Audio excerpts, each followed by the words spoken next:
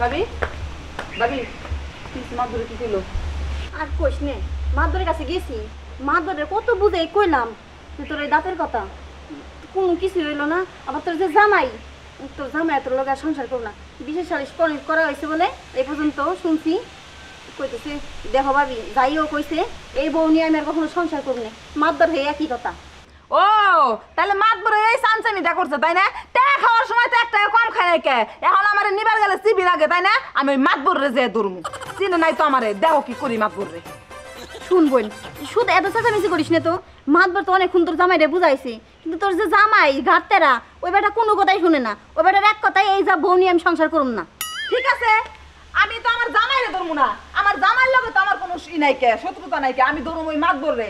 মাতবরে যখন বিয়েটা পড়াইলো, হ্যাঁ তো আমার ছোটকাল থেকে দেখছে, হ্যাঁ জানে না যে কলের মধ্যে বাড়ি খেয়ে আমার দাঁত দুটা পড়ে গেছে, হ্যাঁ যাই না হইলে আমার বিয়ে দিছে, এখন চামচামি করতেছে, চামচামি আজকে ওর পাছার মধ্যে বরমু, কেমন মাতবর হয়েছে আজকে ওর মাতবরি দিয়ে না। শুনেন এটা কথা কই, আজ পর্যন্ত আমি যে কটা বিচার করছি সবটি বিচার আমি সঠিক বিচার করছি, বুঝছেন কি?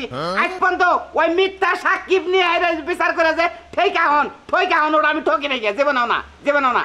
আপনার মেয়ে জামাই রাখবো না, আপনার মেয়ে বেলে বিছনা মতো হয়ে বেলে পুরপুরে পাতে, জামাই বেলে গন্দের তেলে হারাত গম পারান না, এটাকে আমি বিচার করে ওই পাত বন্ধ করো আমো। হ্যাঁ, আপনার মেয়ে যদি জামাই সংসার করার নাগে, তাহলে আপনার মেয়ের আগে পাত বন্ধ করেন। পাত বন্ধ করেছেন আপনার মেয়ের জামাই আপনার মেয়ের রাখবো। পাতাবাদি পরে বন্ধ করেন। রাখলাম।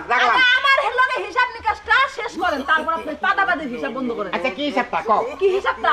আমার বাতারে জামারে নিয়ে সংসার করব না, আপনি নিজেই তো আমাকে বিয়ে পড়াইছিলেন। তোমার না, আপনি আমার ছোট কালটা দেখতেছেন না? না দেখতাছি। আমার দাঁত দুটো যে কলের মধ্যে বাড়ি নাইকা বাঁধছে, আপনি জানেন না আমার সামনে দাঁত নাই? আমি জানি। আপনি যখন আমার বিয়ে দিয়েছিলেন তখন কি আমার দাঁত আসছিল না? হ্যাঁ আমার দেহে নিছে না?